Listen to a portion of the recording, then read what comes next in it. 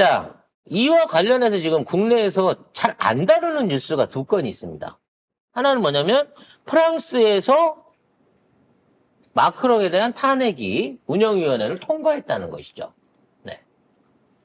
그러니까 마크롱도 현재 탄핵으로 조사를 받게 되는 상황이 됐는데 여기에 대한 뉴스가 전혀 안 나오고 있어요. 뭐 있기는 있는데. 예, 나오긴 하는데 이게 회자가 안 돼. 이게 탄핵 얘기가 나오면 아마 윤석열가 찔려서 그러는 게 아닌가 싶은 생각이 들어요. 근데 이제 이게 어때서 이렇게 된 거냐면 이번에 이제 총선을 통해 가지고 과반 의석을 실패했기 때문에 연합정권 형태로 지금 이게 운영이 돼가고 있는 거거든요. 근데 일당은 이 좌파 동맹이라 그래갖고 NFP가 최대 그 일당이 됐어요. 그러니까 전체가 577석인데 182석이 좌파 정당이 1위를 차지했단 말이에요. 그 상황에서 좌파는 좌파 출신의 총리를 인선 요구를 했으나 이거를 무시하고 우파 계열의 미셸 바르니를 결국은 총리로 지명을 하게 된 거고 여기에 불만을 느낀 좌파당에서 NFP에서 운영위원회 22명 중 12명의 가결을 통해 가지고 프랑스 헌정사 최초로 탄핵 가결을 시킨 겁니다. 탄핵 절차에 들어갔죠. 문제 우리나라랑 똑같아.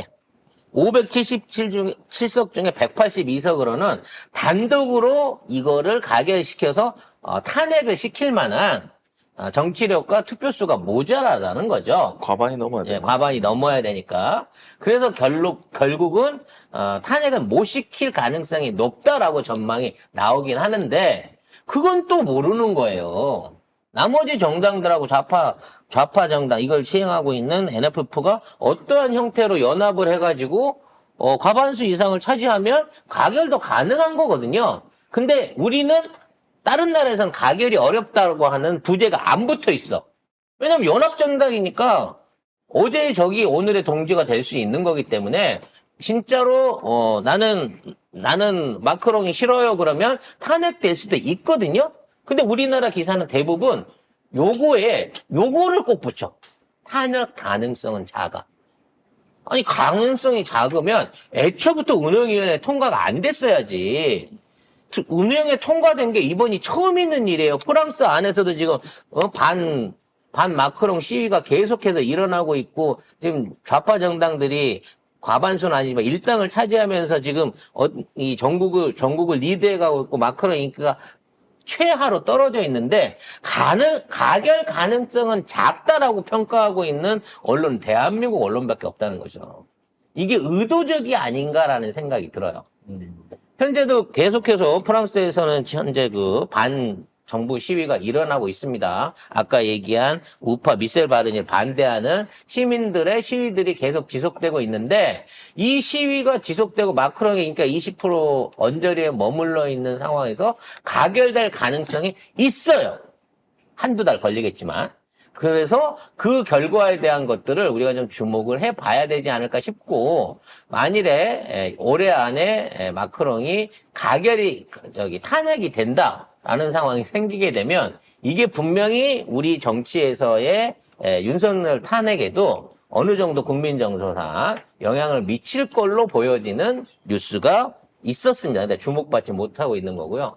또 한 가지는 뭐냐면 태국에서 생활보조 지원금을 지급하기로 결정을 했어요. 근데 전체 지원은 아닙니다. 전체 지원은 아니고 국민 1,450만 명 정도를 대상으로 해서 이걸 준비를 한다고 지금 얘기를 하고 있어요. 그래서 이게 이제 두 가지 얘기가 있습니다. 지금 있는 태국 총리가 정치적으로 위기에 있어서 인기가 떨어지고 또 어떤 그 탄핵 내지는 하야에 대한 요구가 있어가지고 지금 포퓰리즘으로 이걸 뿌리고 있다라고 하는 얘기가 있긴 한데 어찌 됐거나 1인당 40만 원의 생활지원금을 제공하기로 했다고 합니다. 그래서 이제 이쪽 기준을 보면 먼저 50만 명에 대해 선행 집행을 하는데요.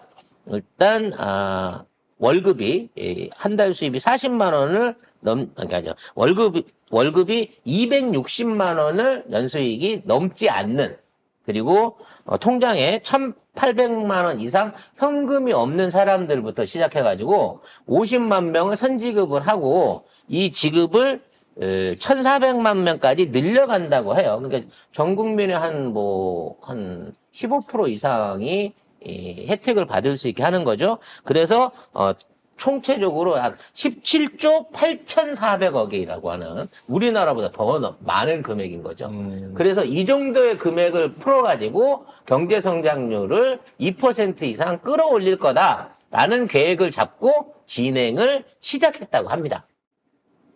문제는 태국도 경제가 어렵다는 이유로 보조금 지급을 하고 있는 상황에서 우리가 태국보다 적은 규모의 보조금마저도 선별 지원해도 괜찮다 그랬잖아, 이재명 대표가. 이런 것들을 하지 않고 있다는 거예요.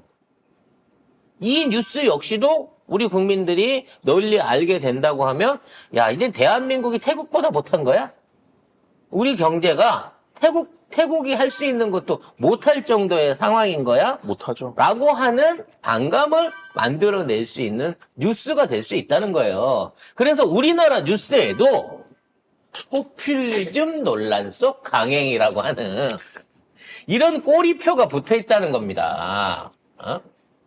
저는 이런 뉴스들이 많이 안 알려지고 저런 꼬리표 같은 마크롱이 탄핵 절차 진행 중인데 가능성 적어. 태국이 보조금 지급을 하는데 포퓰리즘 논란 속 진행. 말이 안 된다고 생각하거든요.